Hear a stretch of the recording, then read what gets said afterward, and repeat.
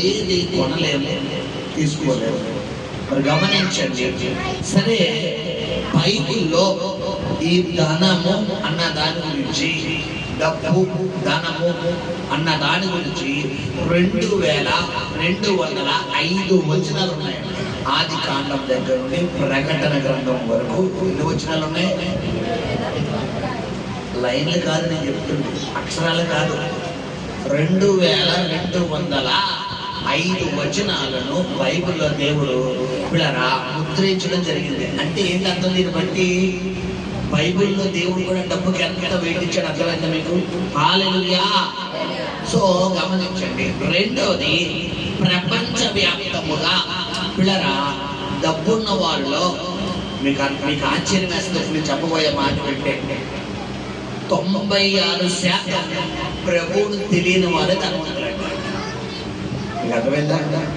ప్రపంచంలో ప్రభు అంటే తెలియని వారు 96% ఉంటే జస్ట్ 4% మాత్రమే దేవుని నమ్ముకున్న వారు ఉన్నారు. దాని యాక్చువల్లీ ఎవరి పర్సెంట్ అది ఉండాలి, ఎవరి పర్సెంట్ ఇది ఉండాలి? దేవుని నమ్ముకున్న వారు 96% ఉంటే 4% ఎవరు ఉండాలంటే నమ్ముకోలేని. ఎందుకు దేవుని నమ్ముకున్న వారు 4% మాత్రమే ఉన్నారు అంటే, ఈ రోజు పిల్లరా చెప్పబోతున్న వాక్యమే దానికి పక్క ఆధారం. హల్లెలూయా. మొట్టమొదటిగా ద్వితీయోపదేశకాండం 13వ అధ్యాయం తీసుకుందాం. మొట్టమొదటి యెహోవా నిన్ను పరీక్షించుచున్నాడంట. దేనితో అంటే పిల్లరా కొన్ని శ్రమలు నీ జీవితంలోకి ప్రవేశపెట్టి. హల్లెలూయా. సో గమనించండి, దేవుడు మనకు పెట్టే పరీక్షలో మనము విజయం సాధించాలంటే అక్కడ 3 మాటలు కూడా దేవుడు మనతో మాట్లాడుతున్నాడు. ఏంటి మొట్టమొదటి మాట అంటే, నీ పూర్ణ హృదయముతోను నీ పూర్ణ ఆత్మతోను ప్రేమించుచున్నావో లేదో తెలుసుకొనుటకట. హల్లెలూయా. సహోదరుడా, నువ్వు ఫైనాన్షియల్ గా బ్లెస్సింగ్స్ పొందాలి, నువ్వు ఆర్థికంగా ఆశీర్వాదం పొందాలి, నువ్వు దీవించబడాలి అంటే నువ్వు చేయాల్సిన మొట్టమొదటి పని ఏంటంటే నీ పూర్ణ హృదయంతో ఎవరిని ఆరాధించాలంట? చెప్పాలి, దేవుణ్ణి ఆరాధించాలి. హల్లెలూయా. అలా కాకుండా నువ్వు సంపూర్ణ హృదయము కాకుండా అసంపూర్ణ హృదయముతో కానీ 50-50% కానీ 70-30 కానీ 80-20 కానీ దేవుడికి స్థానం ఇచ్చావు. ఇప్పుడు ఆశీర్వాదాలు పొందుకుంటావా, దీవెన పొందుకుంటావా అంటే పొందుకోవు. హల్లెలూయా. సో తర్వాత చదువుకున్న 4వ వచనం చదవమ్మా. మీరు మీ దేవుడైన యెహోవాకు లోబడి ఆయనకే భయపడి ఆయన ఆజ్ఞలను అనుసరించి ఆయన మాట విని ఆయనను సేవించి ఆయనను హత్తుకుని ఉండవలెను. చూడండి, అక్కడ వివరంగా ఒక్కొక్క మాట మనం చెప్తున్నాడు. మొట్టమొదటిగా మాట ఏంటంటే పిల్లలు మనం చదువుకున్నాడు. ఏంటంటే మొట్టమొదటి మాట కూడా మీరు మీ దేవుడైన యెహోవాకు లోబడాలి.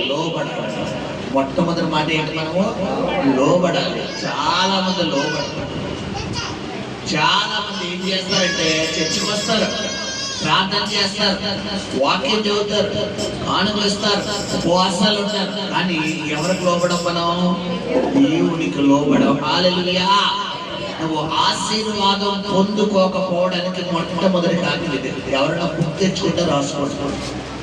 ఎందుకు నువ్వు ఆశీర్వాదాలు పొందుకోవడం లేదు? ఈరోజు దేవుడు కొన్ని పాయింట్లు వేసిగా మాట్లాడుకోవడం దాదాపు 7 పాయింట్లు వస్తాయి. నువ్వు ఆశీర్వాదాలు పొందుకోకపోవడానికి కారణం.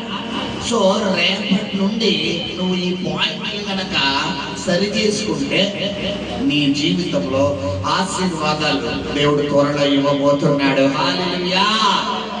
మొట్టమొదటిగా మనం చదువుకున్న పూర్ణ హృదయముతో దేవుడిని ఆరాధించాలి. మొట్టమొదటిగా దేవుడిని ఎలా ఆరాధించాలి? పూర్ణ హృదయంతో. రెండవది లోబడాలండి. రెండవది ఏంటి పిల్లరా? లోబడాలి. హల్లెలూయా. హల్లెలూయా. రెండవది, చాలా మంది లోబడరు. ఎవరికంటే దేవుడికి లోబడరు. కొంతమంది భర్తలకు లోబడే వాళ్ళు ఉంటారు, కొంతమంది భార్యలకు లోబడే వాళ్ళు ఉంటారు, కొంతమంది తల్లిదండ్రులకు లోబడే వాళ్ళు ఉంటారు, కొంతమందికి బిడ్డలు లోబడే వాళ్ళు ఉంటారు, కొంతమంది ఫ్రెండ్స్కి లోబడే వాళ్ళు ఉంటారు. కొంతమంది అంటే చూడండి పిల్లరా, వాళ్ళ ఇంట్లో ఎన్ని చెప్పు, వాళ్ళ ఇంట్లో తల్లిదండ్రులు ఎన్ని చెప్పండి ఏంటో వీళ్ళకి ఎవరు చెప్పాలి? ఫ్రెండ్స్ చెప్పాలి. ఒరే మమ్మీ వద్దంటుంది కదా, ఒరే మీ డాడీ వద్దని ఆగిపోరండి, సరే రండి చెప్పావు కదా ఆగిపోదు. కొంతమందికి వాళ్ళ అమ్మ చెప్తేనే వింటాడు. ఎవరు చెప్తే ఏంటో? నాన్న చెప్తే ఏంటో. కొంతమందికి వాళ్ళ నాన్న చెప్తేనే వింటాడు. ఎవరు చెప్తే ఏంటో? అయ్యారు మా అమ్మ చెప్తే ఏంటో. కొంతమంది వాళ్ళ అన్నయ్య చెప్తే వింటారు. సో మనుషులకు లోబడుతున్నాం ఇన్ని రోజులు, అందుకని ఆశీర్వాదం రావడం లేదు. కానీ ఇక్కడ ఈరోజు వాక్యం ద్వారా దేవుడు నీతో ఏం మాట్లాడుతున్నాడంటే, ఇప్పుడు సహోదరి సహోదరుడా, నువ్వు దేవునికి ఎప్పుడైతే లోబడతావో అప్పుడే నువ్వు ఆశీర్వాదాలు పొందుకుంటావు. హల్లెలూయా. రెండవ పాయింట్. మూడవది, ఆయనకే భయపడి. చూడండి మూడవ పాయింట్ పిల్లరా, ఆయనకే భయపడి. చాలా మంది ఎవరికి భయపడతారు? అమ్మో మా ఆయన చెప్తాడు బాబు, అమ్మో మా ఆవిడ, అమ్మో మా డాడీ చేస్తారు, అమ్మో మా మమ్మీ చేస్తారు, అమ్మో నా తల్లి చేస్తారు, మా డాడీ చేస్తారు. ఇలాగా గమనించండి పిల్లరా, మనుషులే ఈ విషయంలో కూడా మనుషులకే భయపడతాం. ఎవరికి భయపడవు?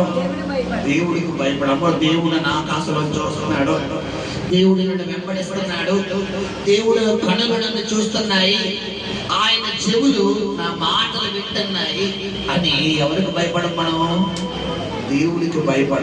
నువ్వు ఆశీర్వాదాలు పొందుకోకపోవడానికి మూడవ కారణం ఏంటంటే, మొట్టమొదటి కారణం ఏంటి? నువ్వు పూర్ణ హృదయముతో దేవుణ్ణి ఆరాధించట్లేదు.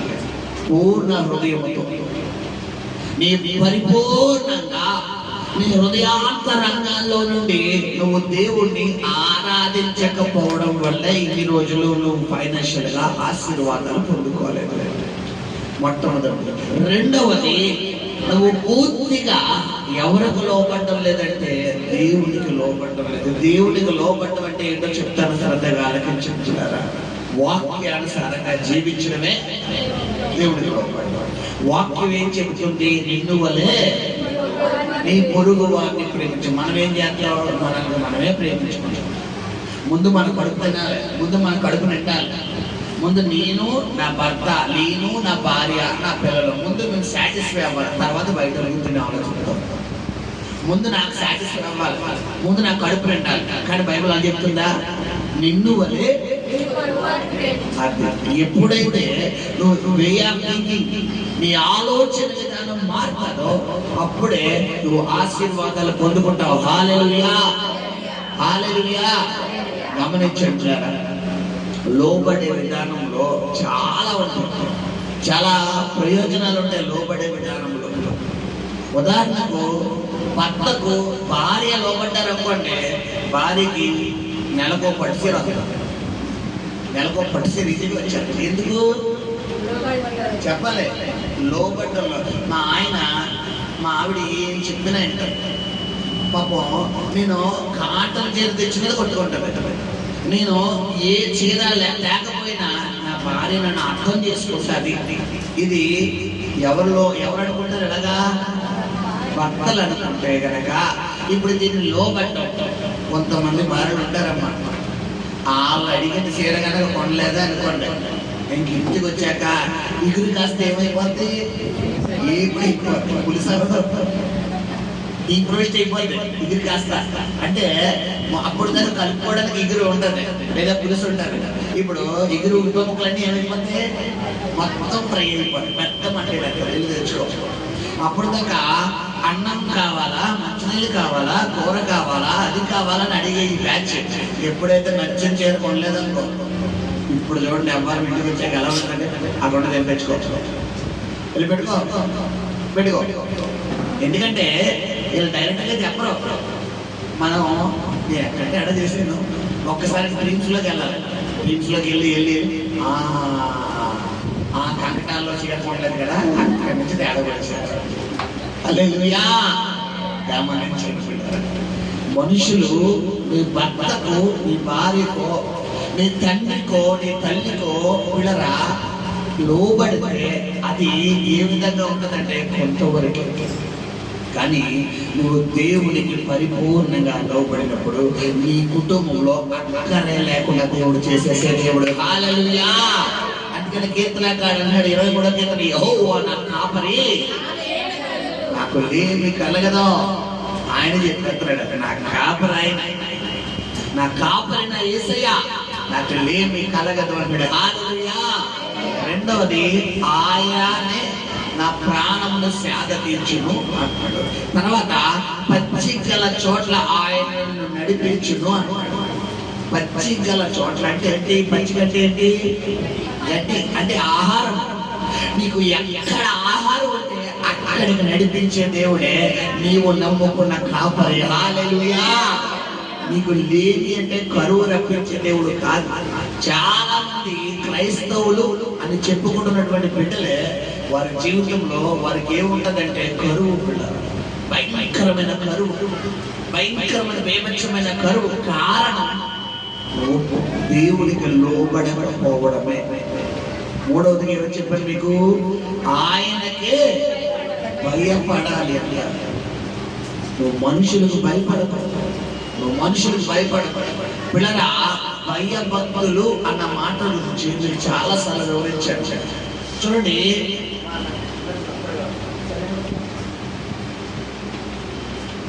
హల్లెలూయా. భయభక్తులు అన్న మాటను పిల్లరా పర్యాయ పదాలుగా, జంట పదాలుగా మనం తీసుకోవాలి. సో ఈ జంట పదాల్లో ఉన్నటువంటి అర్థం ఏంటంటే భయం ఉన్న దగ్గర ఏముండాలి? భక్తి ఉండాలి. మనము సొసైటీలో చాలా మాటలు పలుకుతాం. పిల్లరా ఉదయము రాత్రి, పిల్లరా తర్వాత మంచి చెడు, సుఖము బాధ కన్నీరు సంతోషం. పిల్లరా ఇలాగా ప్రతివన్నీ జంట పదాలు. కవల పిల్లలు ఎలాగైతే ఉంటారో జంట పదాలు అన్నమాట. ఒకరు లేకపోతే ఒకరు ఉండరు. సో సూర్యుడు చంద్రుడు, దేవుడు దైవం. సో ఇవన్నీ జంట పదాలు. అలాగే భయము తర్వాత కూడా ఏముండాలి? నీకు భక్తి ఉండాలి. హల్లెలూయా. చాలా మందికి దేవుడు అంటే భయం ఉంటది కానీ ఏముండదు? భక్తి ఉండదు. హల్లెలూయా. భక్తి అనేది దేన్ని తీసుకొస్తుంది అంటే నీకు ఆశీర్వాదాలు తీసుకొస్తుంది. హల్లెలూయా.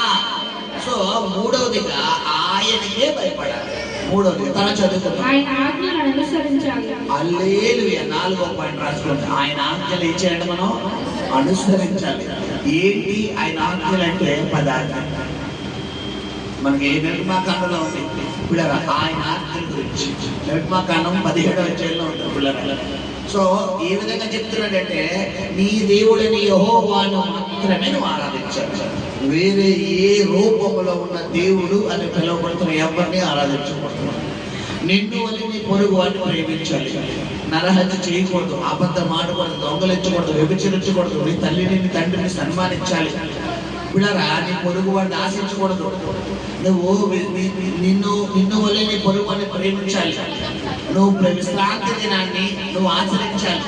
ఇలాగా దాదాపు 10 రకాల ఆజ్ఞలను దేవుడు మనకి ఇస్తున్నాడు. సో 4వ పాయింట్ ఏంటి పిల్లరా? ఆయన ఆజ్ఞలను అనుసరించాలి. తర్వాత ఆయన మాట వినాలి. ఆయన మాట వినాలి. ఇప్పుడు ఆజ్ఞలు ఎప్పుడైతే నువ్వు అనుసరిస్తావో ఆయన మాట కూడా వినడానికి నీకు ఎలా ఉంటుంది చెప్పాలి. ఇప్పుడు చాలా మంది స్కూల్స్ ఓపెన్ అయ్యాయి. స్కూల్స్ లో లెక్చరర్ లేదా టీచర్ హోంవర్క్ ఇస్తారు. ఇది ఏంటి? హోంవర్క్ ఇవ్వడం ఏంటి? ఆజ్ఞ. ఇప్పుడు హోంవర్క్ ఇచ్చిన తర్వాత నువ్వు నెక్స్ట్ డే తీసుకెళ్ళి హోంవర్క్ చూపించావు. అమ్మ దివ్య, అమ్మ జాను హోంవర్క్ రాస్తారా అని టీచర్ అడుగుతారు. సార్ రాసేది సార్, ఇది కూడా సార్. ఇది ఇప్పుడు ఎవరి మాట వింటావు?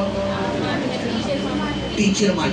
ఇప్పుడు ఆజ్ఞ ఇచ్చారు, నువ్వు మాట్లాడు చూపించు. ఇప్పుడు ఆజ్ఞ ఇచ్చిన సార్ మర్చిపోయానండి, ఇంటికి వెళ్ళినట్టునే మర్చిపోయానండి అన్నామనుకో, ఎవరు మాటతో నీకు తెచ్చినట్టు? ఇప్పుడు ఇక్కడ వాక్యం ద్వారా దేవుడు నీతో ఏం మాట్లాడుతున్నాడో, దేవుడు ఏదైతే నీకు చెబుతున్నాడో, ఎలా ఉండమంటున్నాడో, ఎలా మాట్లాడమంటున్నాడో, ఎలా నడుచుకోమంటున్నాడో, ఎలా నీ ప్రవర్తన సరి చేసుకోమంటున్నాడో, ఏ విధంగా ఉంటే నేను ఆశీర్వదిస్తానంటున్నాడో అలా ఉండడమే నీకు హోంవర్క్ అన్నమాట.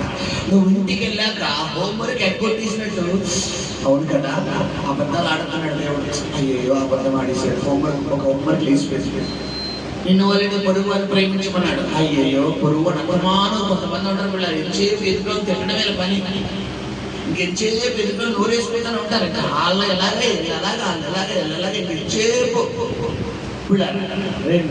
ఇప్పుడు నీ తల్లిదండ్రులను సన్మానించాడు. ఇప్పుడు ఆజ్ఞ చెప్పాను కదా, ఆయన ఆజ్ఞ విని మాటలు అనుసారంగా నడుచుకోవాలి. ఇప్పుడు తల్లిదండ్రులు సన్మానించంటే కొంతమందికి అమ్మకుట్లు ఉంటారు, కొంతమందికి నాన్నకుట్లు ఉంటారు. అంటే ఏంటి అమ్మకుట్టు అంటే ఏంటి, నాన్నకుట్టు అంటే ఏంటి? వీళ్ళకి ఎవరి ఇష్టం? అమ్మ ఇష్టం, నాన్న ఇష్టం అసలు. ఎందుకంటే నాన్న అత్తమాన డబ్బులు ఇవ్వడుగా, నాన్నత్తమాన కోపడతాడు, నాన్నత్తమాన తిడతాడు. ఎలా డబ్బులు 10 రూపాయలు ఎందుకు అని అడుగుతాడు. అమ్మ అడిగితే అడగదుగా, అమ్మ అడిగినంటే ఆ సెల్ల కొడుకు అమ్మ అంటాడు. ఇప్పుడు రేపు పొద్దున జీవితం వాడిపోయి ఎవరిదే? పిల్లలదే. నాన్నకి రూపాయిగా తెలుసు, అంటే అమ్మకు తెలియదా భాష? అమ్మ కూడా తెలుసా అమ్మ. పిల్లరా ఎక్కువ 90% పిల్లలు ఎవరికి భయపడతారో తెలుసా? తండ్రికి భయపడతారు. ఎందుకు? తండ్రి భయభక్తులు పెడతాడు, తల్లి గారాబు అంటారు, తల్లి ప్రేమ.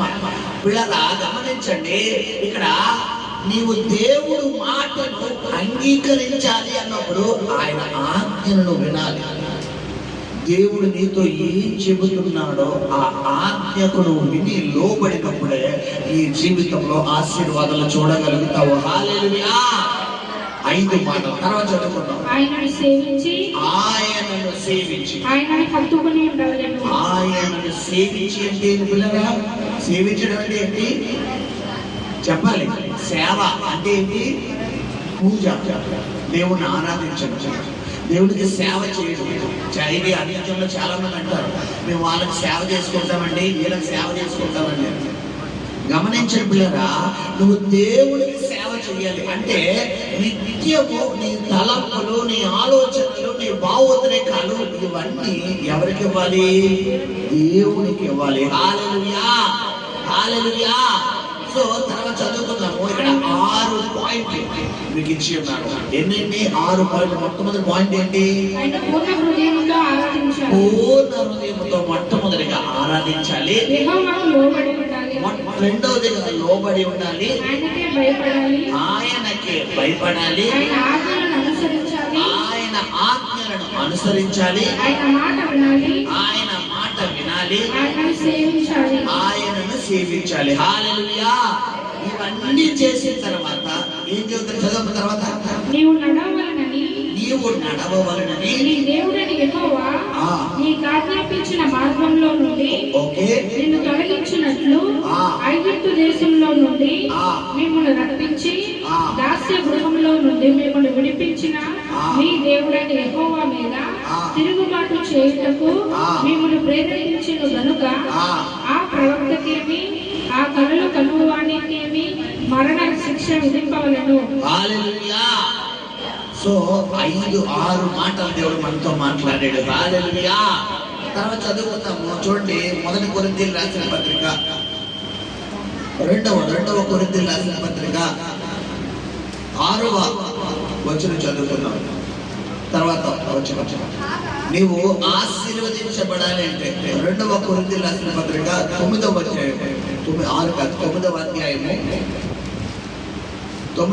అధ్యాయము 6వ వచనం చదువుకున్నాం. కొంచెముగా విత్తువాడు కొంచెముగా పంట కోయును, సమృద్ధిగా విత్తువాడు పంట కోయును. ఈ మాటకు అర్థం ఏంటండి? కొంచెముగా విత్తువాడు అంటే ఏంటి? నువ్వు వ్యవసాయం చేసే ఒక రైతుని దృష్టిలో తెచ్చుకోవచ్చు. ఇప్పుడు నువ్వు దేవుడు ఆశీర్వాదాలు పొందుకోవాలి అంటే 6 జాగ్రత్తలు అక్కడ నేను చెప్పాను. ఇంకొక 3 జాగ్రత్తలు వివరిస్తాను. మొత్తం 10 జాగ్రత్తలు దేవుడు ఈ రోజు నీ జీవితంలో నీతో మాట్లాడబోతున్నాడు. ఈ 10 జాగ్రత్తల ద్వారా దేవుడు నీ జీవితంలో కొన్ని కార్యాలు నీ జీవితంలో రేపు జూలై నెల 1వ తారీఖు నుండి ద్వారాలు తెరవబోతున్నాడు. హల్లెలూయా, హల్లెలూయా. 7వ మాట ఏంటి అని మనం ఆలోచించాల. కొంచెముగా విత్తువాడంట, కొంచెముగా పంట పోయిను. అధికముగా విత్తువాడు అధికముగా పంట పోయినట్టాడు. హల్లెలూయా. నువ్వు దేవుడు సన్నిధిలో నువ్వు విత్తేది ఏంటి అంటే నీ ధనం. నువ్వు ఏదైతే ధనమ రూపంలో విత్తుతున్నావో, నీ యొక్క భక్తి రూపంలో విత్తుతున్నావో, నీ యొక్క పరిచర్య రూపంలో విత్తుతున్నావో, నీ యొక్క జ్ఞానము ద్వారా విత్తుతున్నావో, నీ తలంతుల ద్వారా విత్తుతున్నావో, కొంచెముగా విత్తువాడు కొంచెముగా పంట పోయిన. హల్లెలూయా. ఉదాహరణకు భక్తి విషయంలోనే తీసుకుంటాం. నువ్వు రోజుకి ఒక పావు గంట భక్తి చేసావనుకో, ఇది కొంచెముగా విత్తడమా అధికంగా విత్తడమా చెప్పాలి. నీ ఆశీర్వాదాలు కూడా ఎలా ఉంటాయి? నువ్వు రోజు ఒక గంట భక్తి చేస్తే పర్వాలేదు, రోజు ఒక 2 గంటల భక్తి చేస్తే ఇంకా పర్వాలేదు, రోజుకు 4 గంటల భక్తి చేస్తే చెప్పాలి. ఇది అద్భుతమా కాదా? హల్లెలూయా. కొంచెముగా విత్తువాడు కొంచెముగా పంట పోయిను, అధికముగా విత్తువాడు. 1 ఎకరం భూమికి విత్తనాలు విత్తి 10 ఎకరాల పంట కావాలని వస్తుందమ్మా? రాదు. నువ్వు దేవుడి సన్నిధిలో విత్తేటటువంటి విత్తనాలు ఎలాగంటే నీ క్రియలను బట్టే విత్తాలి, నీ పద్ధతులను బట్టే విత్తాలి, నీ యొక్క పిల్లల భక్తిని బట్టి విత్తాలి. హల్లెలూయా. కొంచెముగా విత్తువాడు కొంచెముగా పంట పోయిను, అధికముగా విత్తువాడు అధికముగా పంట పోయిన. తర్వాత చదవమ్మా. అని ఈ విషయమై చెప్పవచ్చును. ఓకే. సనుగు కొనకయు బలవంతముగా కాకయు, సనుగు కొనకయు బలవంతముగా కాకయు, బలవంతముగా కాకయు, ప్రతి వాడు తన హృదయములో నిశ్చయించుకొనిన ప్రకారము ఇయ్యవలెను. హల్లెలూయా. మొట్టమొదటిగా భక్తి గురించి మనం తీసుకుంటే, రెండవది మనము దేవుడికి ఇచ్చే కానుక గురించి అక్కడ మాట్లాడుతున్నాడు. అపోస్తులైన పౌలు కొరింథీయుల సంఘం గురించి చూడండి. చాలా మంది వ్యాలెట్ చేస్తారు, పర్స్ తీసి అందులో ఈ లాస్ట్ చిన్న నోట్ ఏదో అది తీసి ఏమంటే దేవుడు కొంతమంది అందరూ చెప్పడం లేదు. కొంతమంది వ్యక్తిత్వం నీవు నీ స్తోమతను బట్టి వేసేది వేరు. ఇప్పుడు నువ్వు సెలెక్ట్ చేసి లాస్ట్ లో ఉన్న నోట్ ఏదైతే ఉందో అది తీసేస్తున్నావు చూడు. దేవుడు బెచ్చగాడా చెప్పాలి. ఆయన బెచ్చగాడమ్మా. ఎవరికి మనం లాస్ట్ నోట్ వేస్తాం, చిల్లర వేస్తాం చెప్పాలి. బాబాయ్ ఎవరిని గమనం చేయాలంటే చిల్లలేదయ్యా. ఇప్పుడు దేవుడు అనగానే మనకి ఏ గుర్తుకొస్తా? చాలా మందికి కానుక అనగానే లాస్ట్ లో చిన్న నోటు, చిట్ట చివరి నోటు ఏదైతే ఉందో ఆ చిట్ట చివరి నోటు లేదా చిల్లర. ఇప్పుడు నీ స్తోమతను బట్టి వేస్తే పర్వాలేదు. కొంతమంది దేవుడికి ఇచ్చే మనసు ఉండి కూడా ఏం చేస్తున్నారు? వీళ్ళు వెనక్కి లాగుతున్నావు. హల్లెలూయా. 7వ పాయింట్, నువ్వు ఆశీర్వాదాలు పొందుకోకపోవడానికి కారణం ఇదే. నువ్వు ఇచ్చేది ఎలా విత్తాలంటే సొనుగు కొనగెత్తాలంట. కొంతమంది ఏం చేస్తారు? సొనుగుతారు. సొనగడం అంటే ఏంటంటే, మన దగ్గర 100 రూపాయలు ఉంటాయి, ఈ 100 రూపాయలు ఇచ్చేస్తే మళ్ళీ రేపు పొద్దున్న నాకు ఖర్చులు ఎలాగా, ఈ 50 రూపాయలు ఇచ్చేస్తే రేపు పొద్దున్న నాకు ఖర్చులు ఎలాగా, ఈ 10 రూపాయలు ఇచ్చేస్తే రేపు పొద్దున్న నాకు ఖర్చులు ఎలాగా, నాకు సరిపోగా, రేపు పొద్దున్న నాకు కావాలిగా అని ఆలోచించుకుని పిల్లరా ఇప్పుడు గమనించండి. మరి రేపుడి గురించి ఆలోచించుకోకపోతే ఎలా పాస్టర్ గారు అంటావా? దేవుడు ఇవ్వుడి ఇవ్వుడి ఇవ్వుడి చెప్పాలి. ఇవ్వుడి సారేపతిలో పేద విధవరాల దగ్గర బ్యాంక్ నిండా ఉందా? తొట్టులో కొంచెం ఉందా? చెప్పాలి. మరొక చోట ఎలీషా చేసినటువంటి అద్భుతం కలిగిన మరొక ప్రవక్త శిష్యుల్లో ఒకరిని భార్య దగ్గర ఆ కొండలో కొంచెము నూనె ఉందా, ట్యాంక్ నిండా ఉందా? అంటే దేవుడు కార్యం చెయ్యాలి అంటే నువ్వు కొంచెముగా ఉన్నప్పుడు చేస్తాడా, సమృద్ధిగా ఉన్నప్పుడు చేస్తాడా? అది పేద విధవరాలు కానుకలు పెట్టి దగ్గర యేసు ప్రభు వారు కూర్చున్నప్పుడు పేద విధవరాల దగ్గర వేస్తున్న కానుకలు చూశాడా, ధనవంతులు వేస్తున్న కానుకలు చూశాడా? ఇప్పుడు నీవు ఆ అనుభవం గుండా వెళ్తూ కూడా నేను దేవునికి ఇవ్వాలి, దేవుడు నాకు ఇస్తాడు అని నువ్వు వెళ్ళే నిర్ణయం చూడు, దీన్నే బట్టి దేవుడు రేపు నేను ఆశీర్వదిస్తాడు. హల్లెలూయా. ఇప్పుడు నేను దేవుడికి ఇవ్వాలి అన్న మనసు నీకు ఉన్నా కూడా నీ ఫైనాన్షియల్ ప్రాబ్లమ్స్ ద్వారా నువ్వు కలిగి ఉన్నటువంటి ఆ ఫైనాన్షియల్ అప్పుల ద్వారా ఆ ఇతర కారణాల ద్వారా నువ్వు దేవుడికి ఇవ్వాల్సిన దేవుడు వెనకలాగేస్తున్నావు. నువ్వు ఆశీర్వాదాలు పొందుకోకపోవడానికి కారణం. ఎందుకంటే నువ్వు ఇచ్చేద్దాం కదా ముందడిగేస్తుంటే సాధారణ అక్కడ నుంచి ఏమంటాడు తెలుసా, ఈ డబ్బులకి ఇంకో 2 రూపాయలు కలిపితే ఆ ఇంటర్లు వేసిపోతుందిగా, ఆ కిరణాలు వేసిపోతుందిగా, ఆ కరెంటు బిల్లు వేసిపోతుందిగా, ఆ వడ్డీ డబ్బులు వేసిపోతాయిగా, ఆ డోకర్ డబ్బులు వేసిపోతాయిగా, ఆ డబ్బులు సర్లే మళ్ళా సాధారణ పక్కన నుంచి ఎలా నిలబెట్టుకుంటారా?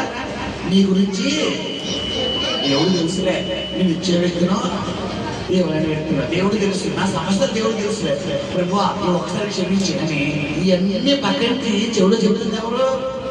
దేవుడే సైతానా?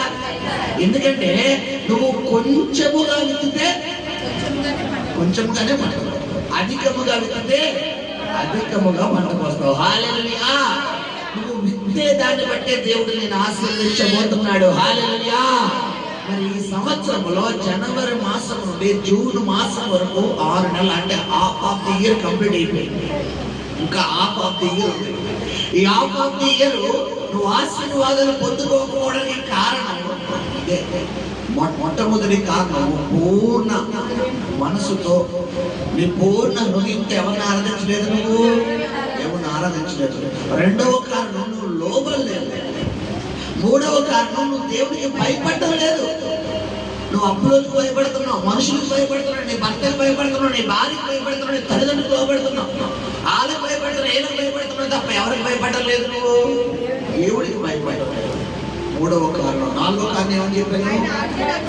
ఆయన ఆజ్ఞలు ఏం చేయడం లేదు, నువ్వు అనుసరించడం లేదు.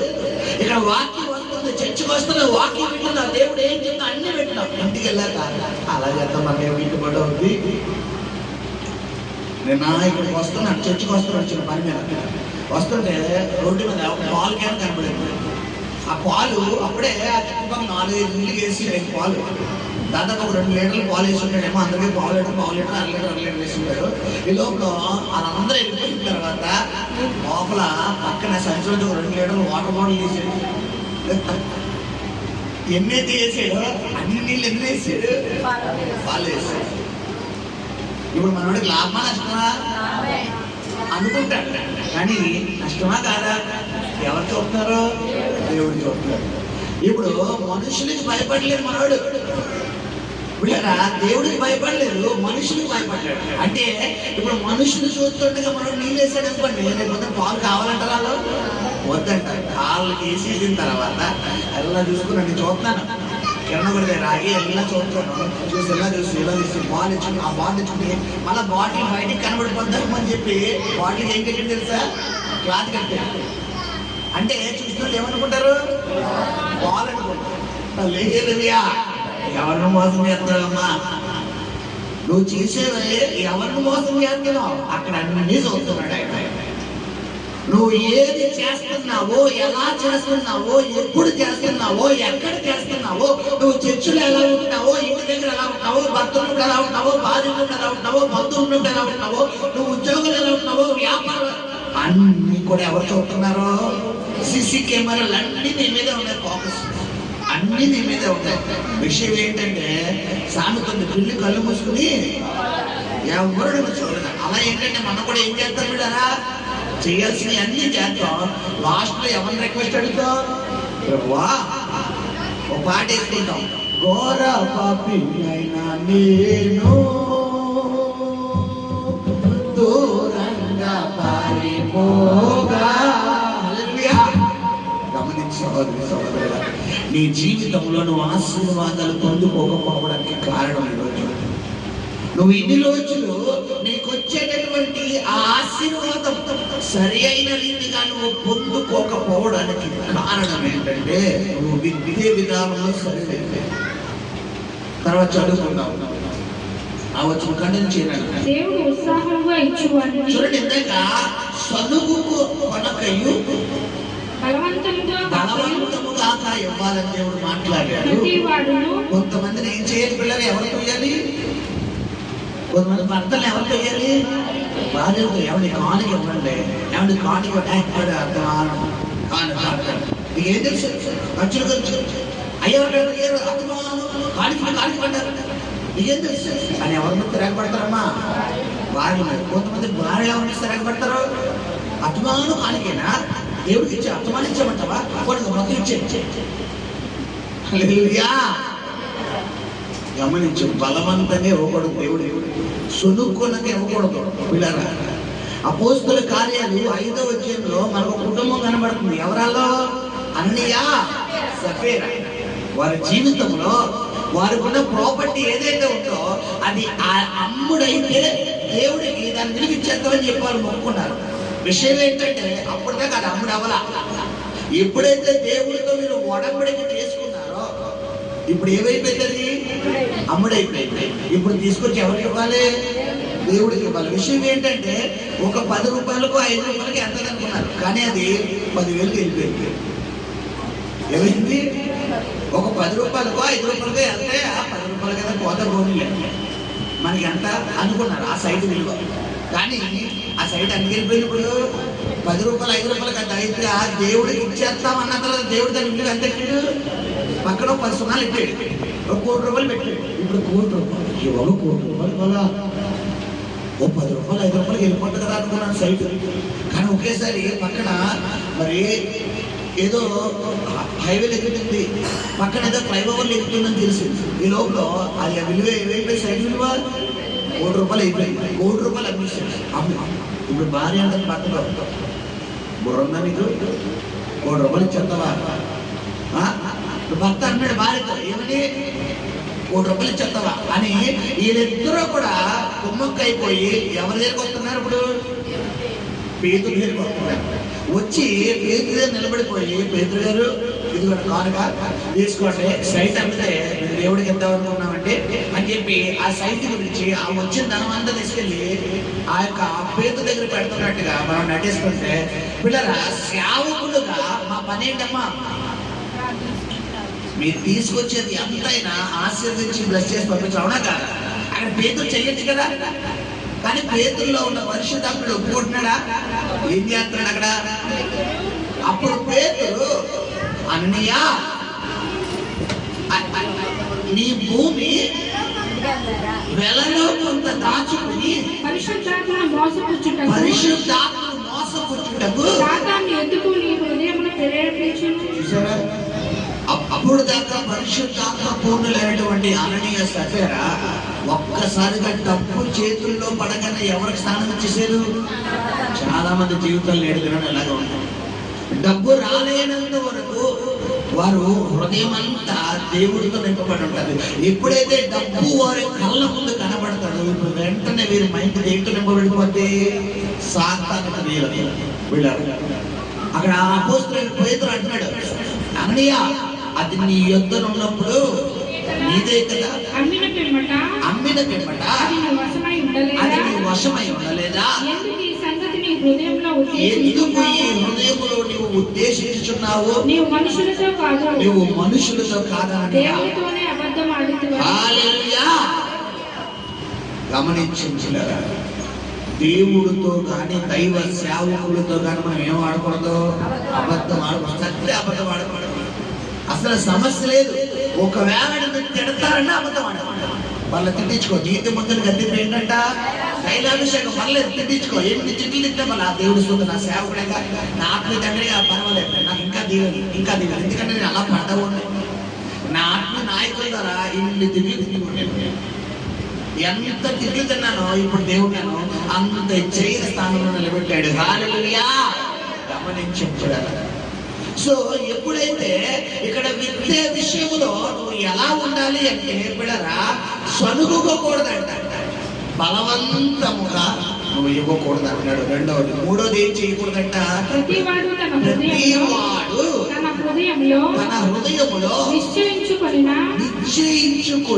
ప్రకారము ఇయ్యవలెను. నీ హృదయంలో దేవునికి ప్రేరేపణిస్తాడు. ప్రతి ఒక్కరికి ఇస్తారు. నువ్వు దేవుడికి ఎలా ఇవ్వాలి. మనం ఏం చేస్తాం, ప్రేరేపణకి ఏం చేస్తాం, బ్యాంక్ కప్ వేసేస్తాం. ఏంటి మళ్ళీ మామూలు కప్ వేస్తే పగిలిపోతాయి చెప్పి ఏ కప్ వేస్తాం, బ్యాంక్ కప్ వేసేసి శుభ్రంగా లాంగ్ తీసుకెళ్ళి ఎక్కడ పడేస్తాం, సముద్రంలో పడేస్తాం. ఇప్పుడు బ్యాంక్ కప్ వస్తుందా, రాదు. మళ్ళీ రావాలంటే ఏం కావాలి మనకి, ఆ కీ కావాలి. ఆ కీ వస్తుందా, ఇప్పుడు ఈ ప్రేరేపణ ఒక పెడ. సో గమనించి సహోదరుడా, బలవంతముగా కాదు దేవుడికి ఇవ్వాల్సిందే, చదువుకుంటూ అసలు కాదు. దేవుడికి ఎలా ఇవ్వాలి అంటే ఉల్లాసంగా, ఉత్సాహముగా ఇచ్చు. ఉత్సాహముగా ఇచ్చు వారిని ఎవరు ప్రేమిస్తారంట, హల్లెలూయా. నువ్వు ఆశీర్వాదాలు పొందుకోవాలంటే ఈరోజు దేవుడు మాట్లాడుతున్నాడు. గమనించండి పిల్లరా, చాలా మందికి ఈ ప్రసంగం నచ్చదు. ఎందుకంటే ఇవ్వాలి అన్న విషయంలో సాతాను మైండ్ని కబ్జా చేసుకుంటాడు. మన సంఘం అనే కాదు, క్రైస్తవులు అన్న వారందరి మైండ్ని సాతాను ఎక్కడ దాచిపెట్టాడు తెలుసా, డబ్బు విషయంలో. ఎందుకంటే నువ్వు దేవుడికి ఇస్తాడు. ఈ సీక్రెట్ తెలిసిన వాళ్ళు దేవుడు ఎప్పుడు తలగానే ఉంచుతాడు. హల్లెలూయా. లోకగా ఉంటుంది. ఎగ్జాంపుల్ చెప్తాను. మనకి సహోదరు శ్రీలత గురించి చెప్పాను కదా, కోవేట అమ్మాయి. రేపు వచ్చే ఆదివారం కానీ పై వచ్చే ఆదివారం అమ్మాయి మన చర్చికి వస్తున్నారు. సో ఆమె పరిస్థితి చాలా ఇష్టపడుతుంది. ఎలాగంటే తిన పంపిన ఆ ధనమే, తన కష్టపడిన ఆ ధనమే పిల్లరా ఫ్యామిలీ గెట్టింగ్ అవ్వాలి, ఫైనాన్షియల్ ప్రాబ్లమ్స్ క్లియర్ అవ్వాలి, వడ్డీలు కట్టుకోవాలి, చీటీలు కట్టుకోవాలి, ఇవన్నీ చేసుకోవాలి. అలాంటి క్లిష్ట పరిస్థితిలో ఉండి కూడా ఆమె ఏం చేశారంటే మనకి ఇన్వెంటర్కి ముందడిగేశారు. హల్లెలూయా. దేవుడు చేసిన కార్యాలను వివరిస్తున్నాను చూడండి ఎంత అద్భుతం అంటే పిల్లరా, మరి కోవిడ్ ప్రాంతంలో ఆమె ఉంటున్నప్పుడు ఆమెకి హెల్త్ ఇష్యూ వచ్చి భయంకరంగా హెడేక్ వచ్చింది. హల్లెలూయా. భయంకరంగా హెడేక్ వచ్చి చాలా సీరియస్ అయిపోయిన మూమెంట్ లో ఒక రోజు డాక్టర్లు అన్నారంట, చెప్పలేమన్నారంట. అయినప్పటికీ మెడిసిన్ ద్వారా మరి దేవుడు కృపడి ఇక్కడ ప్రార్థన చేయడం ద్వారా దేవుడు స్వస్థపరిచి లేవనెత్తాడు. తర్వాత తగ్గిపోయింది. సరే, తన కుమారుడుకు హాస్టల్ విషయంలో, ఆమె ఇల్లు రిజిస్ట్రేషన్ విషయంలో, ఇలాగా బాప్టిస్ట్ విషయంలో ఈ 3 కారణాలు పెట్టుకుని ఆమె ఇండియాకి రావడం జరిగింది. కరెక్ట్ గా ఇండియాకి వచ్చిన తర్వాత కువైట్ లో ఉన్నప్పుడు ఎలాగైతే హెడేక్ వస్తుందో అలాగే ఇంటికి రాగానే భయంకరమైన హెడేక్ వచ్చినాడు. హాస్పిటల్ తీసుకెళ్తే డాక్టర్ స్కానింగ్ తీయాలన్నారట. స్కానింగ్ తీసిన తర్వాత ఇప్పుడు సిటీ స్కానింగ్ అన్నారంట. సిటీ స్కానింగ్ లో ఎప్పుడైతే ఎంఆర్ఐ స్కానింగ్ లోకి వెళ్ళిపోయిందో కడుపులో చూడండి, గమనించండి, గర్భసంచిలో నాకు ఫోటో కూడా పంపినప్పుడు లేదు. గర్భసంచిలో దానిమ్మకాయ అంత ఇంత కాయలు లేదు, కణితులు దానిమ్మకాయ అంత కణితులు 2 కణితులు ఉంటాయి.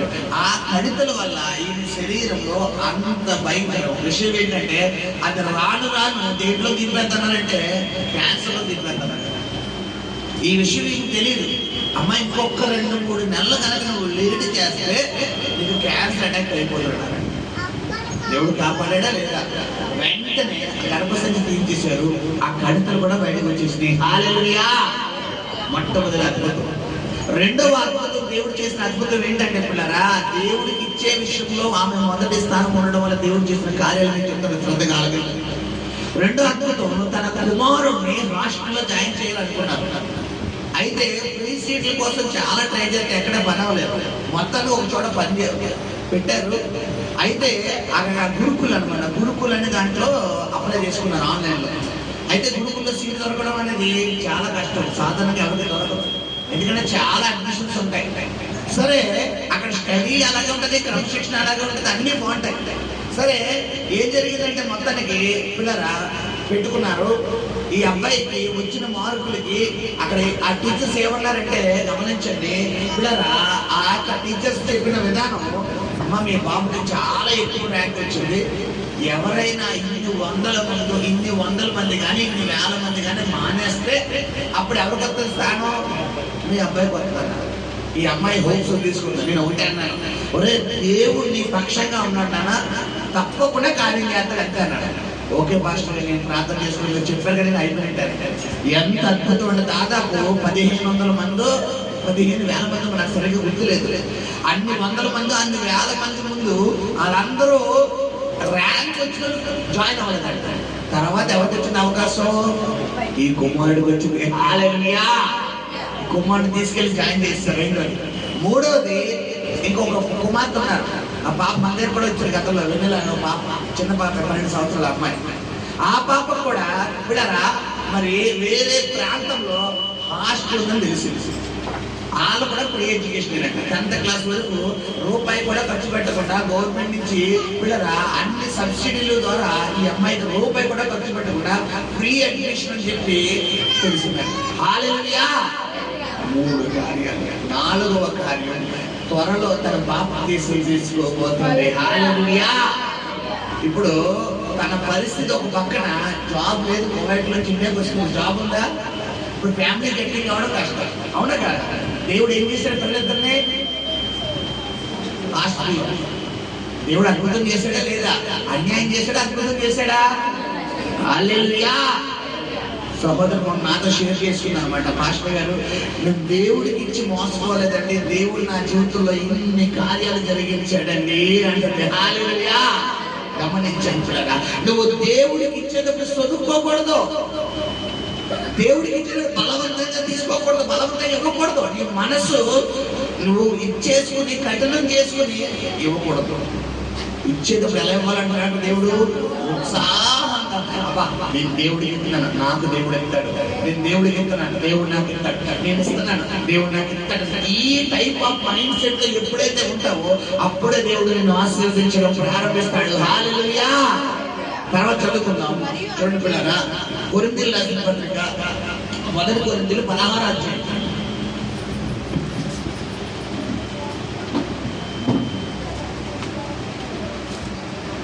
మొదటి కొరింథీయులకు రాసిన పత్రిక 16వ అధ్యాయం. చాలా మందికి తెలియని విషయం ఈ రోజు వాక్యం ద్వారా దేవుడు మాట్లాడుతున్నాడు. పరిశుద్ధుల కొరకైనా కానుక విషయమైతే నేను గలతీ సంఘములకు నియమించిన ప్రకారము మీరును చేయుడి. నేను వచ్చినప్పుడు చందా పోగు చేయకుండా ప్రతి ఆదివారమున మీలో ప్రతి వాడును తాను వర్ధిల్లిన కొలది తన యొక్క కొంత సొమ్ము నిల్వ చేయవలెను. హల్లెలూయా! ఏమండి, ప్రతి ఆదివారం అన్నాడా? నెలలో ఒక ఆదివారం అన్నాడా? ప్రతి ఆదివారం నువ్వు వర్ధిల్లిన కొలది అంటే చెప్పాలి. నువ్వు ఆశీర్వాదాలు పొందుకోవాలంటే కొన్ని నువ్వు పాటించాలి. ఇప్పుడు స్కూల్కి వెళ్తున్నారా? మా పిల్లలు మా స్కూల్కి పంపిస్తున్నాం. ఐడి కార్డ్ వేస్తున్నావా లేదా? యూనిఫామ్ వేస్తున్నావా లేదా? యూనిఫామ్ బెల్ట్ పెడుతున్నావా లేదా? షూ వేస్తున్నావా లేదా? చెప్పాలి. ఇన్షర్ట్ చేస్తున్నావా లేదా? ఇక్కడ బ్యాచ్ పెడుతున్నావా లేదా? ఇందులో ఏది లేకపోయినా టీచర్ లోపలికి రానిస్తారా? చెప్పాలి. నువ్వు ఆశీర్వాదాలు పొందుకోవాలంటే ఎన్ని కూడా చెయ్యాలి. ఇందులో ఏ ఒకటి చెయ్యకుండా నువ్వు ఆశీర్వాదాలు రావాలంటే రావు. గమనించే సహోదరి సహోదరుడు ఏం చెప్తున్నాడు? మనం చదువుకునేలా మీలో ప్రతి వాడు తాను వర్ధిల్లిన కొలది నీ యొక్క కొంత సొమ్ము అంటే ఒకవేళ నువ్వు నెల జీతగాడివైతే, ఒకవేళ వారం జీతం నీకు వస్తే, ఒకవేళ రోజు జీతం నీకు వస్తే ఆదివారం కోసం నువ్వు ముందుగా ఏం చేసుకోవాలన్నాడు దేవుడు? ప్లాన్ చేసుకోవాలి. ఆదివారం దేవుడు కానుక, ఇది ఆదివారం కానుకని నువ్వు పక్కన పెట్టుకోవాలి. ఒకవేళ నెల వ్యక్తి అయితే నెలకు అన్ని ఆదివారాలు 4 ఆదివారాలు అంటే 4 ఆదివారాలు. నేను నా జీవితంలో దాదాపు 14 సంవత్సరాల నుంచి చేస్తున్నాను. నా నెల జీతంలో వచ్చే జీతంలో మొట్టమొదటిగా 10వ భాగం తీసుకొచ్చి నేను పక్కన పెట్టేసి నేను జాబ్ హోల్డ్ చేస్తున్నాను. రెండవది 4 ఆదివారాలకి ఇంట్లో నేను, మా అమ్మగారు, మా చెల్లి, మా అక్క, మేము 4 వివాహానికి ముందు చెప్తున్నాం. మా 4కి నేను సంపాదించిన సంపాదనలో నాకున్న స్తోమతను బట్టి 4 ఆదివారాలకి పిల్లరా 4కి 4 ఆదివారాలు 4 అంటే 4 16. ఒకవేళ పిల్లరా మనిషికి ఒక 50 రూపాయలు తీసుకున్నాను అనుకో, నెలకి ఎంత పక్కన పెట్టుకోండి, వారానికి ఎంత అయింది? 200. 4 నెలకి ఎంత అప్పుడు చెప్పాలి? 800 ఎక్కడ ఉండాలి మనం? పక్కకి వెళ్ళిపోవాలి. ఏ కానుక ఇది చెప్పాలి? ప్రతి ఆదివారం దేవుడి సన్నిధిలో నువ్వు వేసే కానుక. హల్లెలూయా. నా సంఘానికి తెలియపరచాలి అన్న ఉద్దేశంతోనే దేవుడు ఈరోజు వాక్యం ద్వారా మధ్యకి తీసుకొచ్చాడు. చాలా మందికి తెలియదు ఆశీర్వాదాలు. ప్రతి ఆదివారం నువ్వు ఒత్తిడిన కొలది దేవుడు సన్నిధిలోకి నువ్వు తీసుకుని రావాలను అని బైబిల్లో క్లియర్ కట్గా రాయబడింది. హల్లెలూయా. 9వ పాయింట్ ఇది నేను చెప్తున్న పాయింట్. 9వ పాయింట్. 10వ పాయింట్ చదువుకుని మనం వాక్యం ముగిద్దాం. మలాకీ గ్రంథం 3వ అధ్యాయం 10వ వచనం. నువ్వు ఆశీర్వాదాలు పొందుకోవాలి, దీవెన పొందుకోవాలి. ఎందుకు నువ్వు ఆశీర్వాదాలు పొందుకోలేకపోతున్నావు, ఎందుకు దీవెన పొందుకోలేకపోతున్నావు అంటే ఈ కారణాల చేతనే. చదవమ్మా. నా మందిరంలో ఆహారం ఉండినట్లు శ్రద్ధగా 10వ భాగం అంతయు నీవు నా మందిర నిధిలోనికి తీసుకుని రండి, దీన్ని చేసి నన్ను శోధించిన ఎడల నేను ఆకాశ వాకిట్లను విప్పి పట్టజాలంత విస్తారమైన దీవెనలను కుమ్మరించదనని సైన్యములకు అధిపతియగు యెహోవా సెలవిచ్చుచున్నాడు. హల్లెలూయా. ఇక్కడ గమనించినప్పుడారా దేవుడు ఏం చెప్తున్నాడంటే నా మందిరంలో ఆహారం ఉండినట్లు అన్నాడు. ఆహారం అంటే ఏంటి? మనం ప్రతి నెల మొదటి ఆదివారం భోజనం పెడతాం. చెప్పాలి. ప్రతి నెల మొదటి ఆదివారం ప్రాముఖ్యత పెడుతున్నాడు కదా, ఆ భోజనం చెప్తున్నాడు అక్కడ. చెప్పాలమ్మా. దేనికోసం ఆహారం అంటే ఏంటి? ఆత్మీయ ఆహారం అంటే ఏంటి? వాక్యం. దేవుడి సేవకుడు నీ మధ్యకు దేవుడి వాక్యముని ఆహారమును తీసుకొచ్చి నీ ఆత్మను బలపరచాలి, నీ ఆత్మను ధైర్యపరచాలి. పడిపోయిన, కృంగిపోయిన, దిగజారిపోయినటువంటి నీ ఆత్మను తిరిగి లేవనెత్తాలి, మరలా దేవుడితో అంటూ కట్టబడేటట్లు చెయ్యాలి. అంటే నీవు చెయ్యవలసిన ప్రప్రథమమైనటువంటి, ముఖ్యమైనటువంటి, అతి శ్రేష్టమైనటువంటి పని ఏంటంటే నీ 10వ భాగము తీసుకొచ్చి ఎక్కడ ఇవ్వాలంట? దేవుడి సన్నిధిలో ఇవ్వాలి.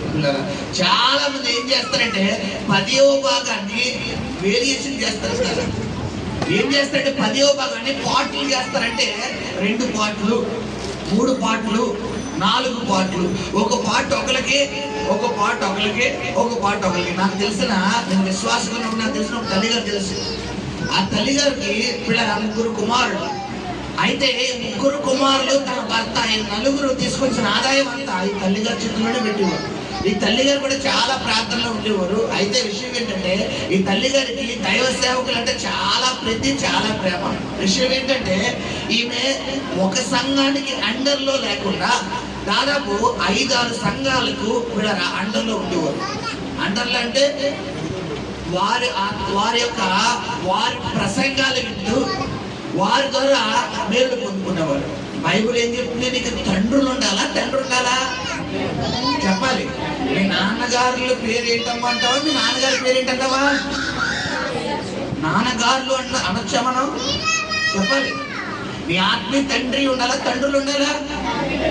ఆ తల్లి గారు ఏం చేసేవారంటే పిల్లరా టీవీలో ఉన్న ప్రసంగాలకు, ఆయన తెలిసిన సేవకులకు కొంతమందికి మొత్తం డివైడ్ చేసేసి ప్రతి సేవకుడికి ఇంత ఇంత ఇంత ఇంత అని చెప్పి పిల్లరా ఆ 10వ భాగాన్ని 4-5 భాగాలు చేసేవారు. ఒకరోజు నాకెలా తెలిసిందంటే పిల్లరా నా దగ్గరికి ఆ కానుకలు కవర్లు తీసుకొచ్చి బాబు కొద్ది పేర్లు రాయమ్మా అన్నారు. ఏంటిది పేర్లు రాయమన్నా? అమ్మా ఎవరికమ్మా అంటే మా సంఘానికి వచ్చింది. ఏంటమ్మా అని అడిగితే ఈ యొక్క పలానా సేవకుడికి, పలానా సేవకుడికి, పలానా సేవకుడికి. హల్లెలూయా. ఈ భక్తుల ఆశీర్వాదం ఇప్పుడు చాలా మందికి తెలియదు పిల్లరా. ఎవరైనా దేవుడి సేవ కాదు. బైబిల్ ఏం చెప్తుందంటే చూడండి, ద్వితీయోపదేశకాండం 12వ అధ్యాయం తీయండి ఒకసారి. ఈ మాట ఎలాగే ఉంటుంటే ద్వితీయోపదేశకాండం 12వ అధ్యాయము 12వ అధ్యాయము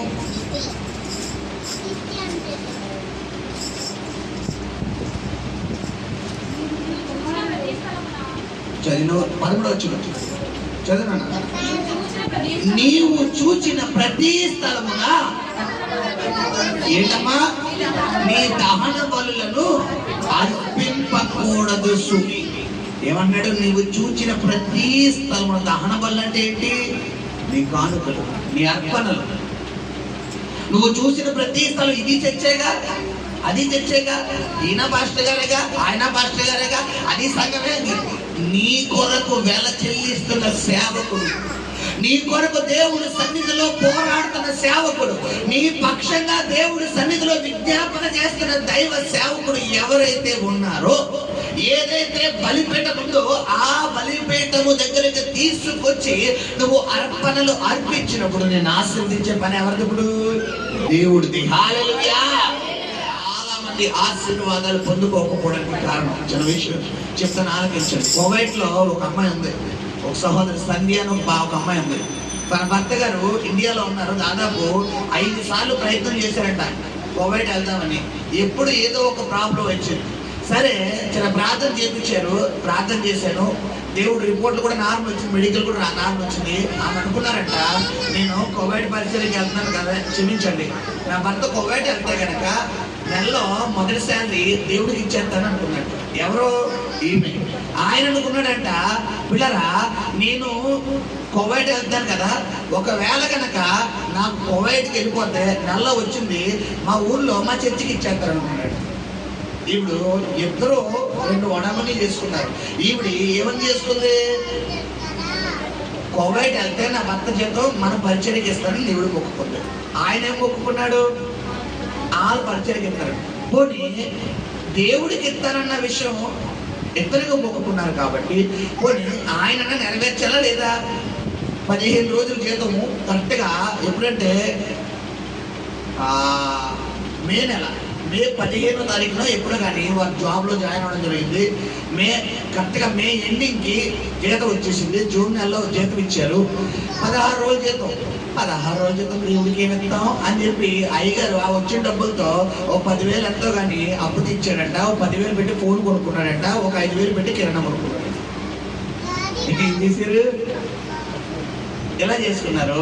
జాగ్రత్తగా జూన్ నెలలో వీరు పాస్పోర్ట్ సంబంధించిన పతాక అంటారు, అంటే అక్కడ ఉండడానికి సంబంధించినటువంటి నివాస పత్రం అన్నమాట. దానికి సంబంధించిన ప్రూఫ్ కి బ్లడ్ టెస్ట్లకు వెళ్తుంటే రిపోర్ట్లన్నీ మళ్ళీ నెగిటివ్ వచ్చేసింది. హార్ట్ లో ఏదో ఊరు ఉన్నట్లు, ఇంకా కడుపులో ఏదో ప్రాబ్లం ఉన్నట్టు మొత్తం రిపోర్ట్లన్నీ నెగిటివ్. మళ్ళా పరుగుని ఎవరికి ఫోన్ చేసిందమ్మా? మళ్ళా పాస్టర్ గారికి ఫోన్ చేసి, పాస్టర్ గారు ఎలాగండి అని. నేను ప్రార్థన చేస్తున్న పరిశుద్ధాత్మ దేవుడు కొన్ని ఒడంబడికలు, కొన్ని మొక్కుబడులు చేసుకుని తీర్చలేదమ్మా ఆ బిడ్డ. ఆ మొక్కుబడులు తీర్చమని చెప్పి నేను కార్యం చేయబోతున్నాను, నేను తీరుస్తానని క్షమాపణ అడగమని నేను కార్యం చేయబోతాను. దేవుడు నాతో క్లియర్గా మాట్లాడాడు. ఈ విషయాలు ఏమి నాకు తెలియదు. ఎందుకు ఆ అమ్మాయి అనుకున్నట్టు మనసులో అనుకుంది. సరే నేను ప్రార్థన చేస్తున్న దేవుడు ఎలా చెప్తున్నా, అరే తల్లి దేవుడు నాతో ఎలా చెప్తున్నాడు, అమ్మ ఏదో దేవుడితో మొక్కుబడి చేసుకున్నావంట, అదేదో దేవుడి తండ్రిలో క్షమాపణ అడిగు, తీరుస్తానని చెప్పు, దేవుడు మళ్ళా కార్యం చేస్తాను, ఒక అవకాశం ఇస్తాడా అన్నాను. దేవుడు ఎంత కృప కలిగిన దేవుడు అంటే, పిల్లరా అద్భుత కలిగిన దేవుడు అంటే చెప్పాను. వెంటనే బిడ్డ నాకు రిటర్న్ ఫోన్ కాల్ చేసింది, అయ్యగారు నిజమేనండి, నేను ఎలా అనుకున్నాను, నా భర్త ఎలా అనుకున్నాడంట, అయితే ఎలా జరిగిందండి, ఆయన అంటే ఏం లేదు ఇవ్వలేదండి. అంటే సరే ఇప్పుడు ప్రభు సన్నిధిలో నువ్వు పశ్చాత్తాపడు, దేవుడి సన్నిధిలో పశ్చాత్తాపడంటే ఈమె పశ్చాత్తాపడింది, తన భర్తను పశ్చాత్తాపడిపించింది. ఎంత అద్భుతం అంటే నిన్నటి దిన నాకు వాయిస్ మెసేజ్ ఇచ్చింది. అక్కడ వీడియో తీయడం వల్ల మీకు ప్రూఫ్ చూపించలేకపోతున్నాను, కుదిరితే రేపు మంగళవారం నాకు జ్ఞాపకం చేయండి, మీకు నేను ప్రూఫ్ చూపిస్తాను. వాట్సాప్ వచ్చింది ఏంటంటే మెసేజ్, అయ్యగారు రిపోర్ట్లు అన్ని నార్మల్ వచ్చేసినాయండి అని. హల్లెలూయా. ఎవరు చేశారు? దేవుడే. నీకు సమయం కిలికిలెట్టేది ఎవరు? దేవుడే. ఎవరి దగ్గర రప్పించుకోవడం కోసం అంతే. ఎందుకంటే మనకు అన్ని సక్రమంగా వెళ్ళిపోయినా అనుకోండి, ఏమంటాం మనం? దేవుడు ఉన్నాడా, ఏం చేశాడు, ఆయన అల్లలే చర్చకి ఆ ఖాళీ లేదు. హల్లెలూయా. గమనించుకుంటున్నారా? నీ 10వ భాగం అంటే నువ్వు కష్టపడిన కష్టార్జితం ఏదైతే ఉందో ఆ కష్టపడిన కష్టార్జితంలో 10వ భాగం ఎవరిదంట? దేవుడిది, నీది కాదు. ఒకవేళ నీది అనుకుంటే మలాకీ గ్రంథం 3:8 చదువుకుందాం. నీది అనే ఆలోచన నీకు వస్తే, మానవుడు దేవుని యొద్ద దొంగిలినా అయితే మీరు నా యొద్ద దొంగిలిద్దరి ఏది విషయంలో మేము నీ వద్ద దొంగిలిద్దామని మీరందరూ 10వ భాగమును ప్రతిష్టార్పణలను ఈ యొక్క దొంగిలిద్రి. చూసారా, సాక్షాత్తు మనం ఎవరి దగ్గర దొంగతనం చేసేస్తున్నాం? దేవుడి దగ్గరే. విషయం ఏంటంటే పిల్లరా, మళ్ళా నేను చెప్తాను, మీరు శ్రద్ధగా ఆలకించండి. సాతాను గారిని ఎక్కడ మైండ్ ట్యూన్ చేస్తా తెలుసా?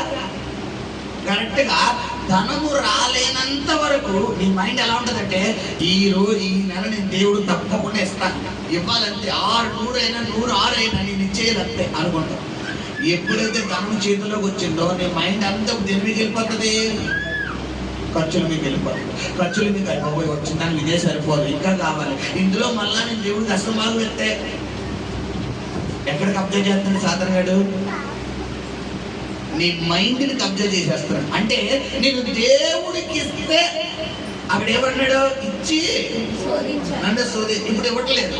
నువ్వు శోధిస్తే వస్తుందా? ఎవరికైనా అవసరం అనుకున్నా నువ్వు డబ్బులు ఇచ్చావు కోరే మొత్తం నీకు అవసరం ఉన్నా వాళ్ళు ఏం చేస్తారు? తక్కువ డబ్బులు ఇస్తారు. అవునా కదా? ఇప్పుడు వాళ్ళకి అవసరం అనగా నువ్వు డబ్బులు ఇవ్వలేదు. ఇప్పుడు రేపు పొద్దున వాళ్ళు దగ్గర వాళ్ళు పోతే అడగలవా? ఎందుకు? వాళ్ళకి ఇవ్వలేదు కాబట్టి. ఇప్పుడు మనుషుల విషయంలోనే ఎలా ఉంటే దేవుడు ఏమన్నా నాకు ఇచ్చి 10ఏమో అక్కడ మనం చదువుకున్నా చదువుకోకూడదు అన్నాడు. ఇక్కడ ఏమన్నాడు దేవుడే? డైరెక్ట్ గానే శోధించుకున్నాడు. శోధించడం అంటే ఏంటి? ప్రతిసారి అన్నాడు. మన పిల్లలు ఉంటారు, చిన్నపిల్లలు, కింద కొట్టుకో షాప్కో బొమ్మలు కొట్టుకో తీసుకెళ్తాం. వాళ్ళు ఏదో బొమ్మ చూస్తారు, చూసి వాళ్ళు ఇచ్చేదాకా ఏమంటారు? ఇంకా మనం ఎంత పని చేయనివ్వండి, డాడీ నాకు కొంటావా లేదా, కొంటావా లేదా, కొంటావా లేదా, కాలించుకుని ఆడాడతారు. ఇప్పుడు చివరికి విసిగి చెందిపోయి మనం ఏం చేస్తాం? కొంటాం. అవునా కదా? ఇప్పుడు మనుషులే ఇలా చేస్తుంటే దేవుడు ఏమన్నాడు? సులువు కొనకి ఇవ్వాలంట. రెండోది ఏం చెప్తున్నాడు పిల్లరా? నువ్వు ఇచ్చి శోధించాలంట. హల్లెలూయా. ఒకవేళ నువ్వు 10వ భాగము దేవుడి సన్నిధిలోకి తీసుకుని వచ్చి నువ్వు ప్రార్థన చేసి దేవుడి సన్నిధిలో పెట్టి మరుక్షణం నుంచి నువ్వు ఏ విధంగా ప్రార్థన చేయాలంటే, ప్రభువా నీ వాక్యానికి లోబడ్డాను, ఇదిగో ఇచ్చాను, నాకు ఇది కావాలి, నువ్వు ఇవ్వంటే పిల్లరా దేవుడు అక్కడ ఏం చెప్తున్నాడు? చదవమా. ఇచ్చి ఆకాశ వాకిట్లు విప్పి పట్టజాలంత విస్తారమైన దీవెనలను కుమ్మరిస్తాను. ఎవరు కుమ్మరిస్తారు? ఇప్పుడు దేవుడే. మనుషులు కాదమ్మా నీకు ఇచ్చేది. నీకు మనుషులు కాదు, నువ్వు ఎవరిని అడగాలి? ఇక్కడ దేవుడిని అడగాలి. హల్లెలూయా. మనుషులకు చెప్పుకోకు. నువ్వు మనుషులకు చెప్పుకుంటే కాదు నీకు అవసరాలు తీరేది. నువ్వు ఎవరికి చెప్పుకోవాలి? దేవుడికి చెప్పుకో. ప్రభువా నీకు ఇచ్చాను, హల్లెలూయా. మరోడు చెప్తున్నాడు పిల్లరా, ఈ ఇవ్వడం తర్వాత దేవుడు చేసే రెండవ పని ఏంటంటే, గమనించండి, వాక్యం అయిపోయిన ఒక 5 నిమిషాలు ముగిస్తాను, శ్రద్ధగా ఆలోచించండి. నువ్వు ఇచ్చిన తర్వాత దేవుడు నీ జీవితంలో ఆకాశ వాకిట్లు నువ్వు పట్టజాలు ఇస్తావని దేవుడు కుమ్మరించడమే కాకుండా దేవుడు చేసే 4 రకాల పనులు. నీ పంటను తినివేయ చీడ పురుగులు, పసర పురుగులు, మిడతలు, కొంగలి పురుగులను ఎవరు గద్దిస్తారంట? దేవుడే. చీడ పురుగులు, ఈ 4 రకాలకి నేను వివరణ చెప్పని ప్రార్థన చేయబోతున్న, శ్రద్ధగా ఆలకించండి. చీడ పురుగులు అంటే మొట్టమొదటిగా పిల్లరా నీ కష్టార్జితాన్ని తినివేస్తున్న అప్పులు. పంట అంటే పిల్లరా నీ కష్టార్జితం అయితే, ఇప్పుడు మనం వరి వేసాం అనుకోండి, మొక్కజొన్న వేసాం అనుకోండి, లేదనుకోండి వేరే వ్యవసాయం సంబంధించిన ఏదైనా వేసాం అనుకోండి, పంటకి చీడ పడితే పంట ఏమైపోద్ది? చెప్పాలి, మొత్తం పాడైపోద్ది. ఇప్పుడు దాన్ని మనం అమ్మగలవా? మన యాప్లిస్కెళ్ళి కొనుక్కుంటామమ్మా. ఏమన్నా మెత్తగా ఉండి ఏమన్నా మచ్చ డాగున్నాయనుకో, నాకు ఈ కాయ బాబు కాయ అంటావు, అంటావా లేదా? లేదంటే పోలే ఆయన నష్టపోతాడు, నాకు ఇచ్చే, నేను సగం ఒక పడేసి సగం ఉంచుకున్నా అంటామా? ఇప్పుడు చీడ పట్టడం వల్ల ఏమవుతుంది? పంటకి పాడైపోదు. ఇప్పుడు నీ కష్టార్జితం నువ్వు అనుభవించకపోవడం కారణం ఏంటంటే, నీ కష్టార్జితంలో ఉన్న సగధనము అప్పులు వెళ్ళిపోతుంది. చీడ పురుగులు సగధనం ఎక్కడికి వెళ్ళిపోతుంది? అప్పులు వెళ్ళిపోతుంది. రెండోది ఏంటి? పిల్లరా పసర పురుగులు అంట. రెండోది ఏంటి? చీడ పురుగులు అంటే గమనించండి 4 రకాలు. పసర పురుగులు అంటే రెండోది ఏంటంటే అనారోగ్యం. పసర పురుగు పైకి కనబడుతుందమ్మా, మొక్కజొన్న ఉంటుంది, మొక్కజొన్నకి పిల్లరా మధ్యలో చిన్నది ఎల్లో కలర్ డాట్ ఉంటుంది. ఏంటిది? ఆ పురుగు పడతారు. లేదంటే మల్లెపూలు ఉంటాయి, మనకి మల్లెపూలు లోపల ఏముంటాయి? చిన్న పురుగులు ఉంటాయి. బియ్యానికి లోపల ఏమొస్తాయి? పురుగులు వస్తాయి. ఈ బయట కనబడతాయా? అంటే నీ అనారోగ్యం బయట కనబడదు.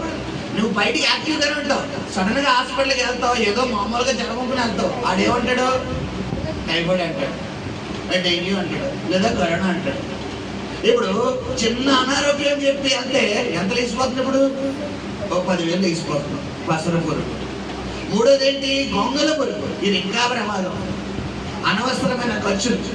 గొంగల పురుగు బయటికి కనబడుతుందమ్మా, ఎక్కడ ఉంటుంది? కరెక్ట్గా ఈ కార్నర్లో ఉంటుంది. అంటే పిల్లరా అనవసరమైన ఖర్చులు. కొంతమందికి జీతం వస్తుంది, అసలు జీతం వచ్చింది వెళ్ళిపోయింది కూడా తెలియదు. అనవసరమైన ఖర్చులు. పిల్లరా ఖర్చు పెట్టాల్సిందే, ఖర్చు పెట్టరు. ఉదాహరణకు నీ ఆదాయం ఒక 20,000 అనుకో, నీ ఇంటి ఎంత ఉండాలి చెప్పాలి? ఒక 3,000 నుండి 4,000 లోపు ఉండాలి. 5,000 కూడా ఉండకూడదు. ఒక 3,000 నుంచి మినిమం 5,000 లోపు ఉండాలి అంతే. కొంతమంది ఇంటి ఎంత ఉంటుంది? 7,000, 8,000, 9,000, 10,000 ఆశ్చర్యపోకూడదు. నీ ఇంటి సగానికి వెళ్ళిపోతుంటే అయితే నువ్వేం తింటావు? ఇప్పుడు గమనించండి పిల్లరా, నీ బడ్జెట్ని బట్టే ఉండాలి. కొంతమందికి అలా బడ్జెటే ఉండదు. నువ్వు ఆశీర్వాదాలు పొందుకోకపోవడానికి కారణం సరైన రీతిగా నీ ధనాన్ని నువ్వు ఖర్చు పెట్టడం లేదు. నువ్వు ఎంత ధనం వచ్చిందో నెలలో బడ్జెట్ వేసుకోవాలి.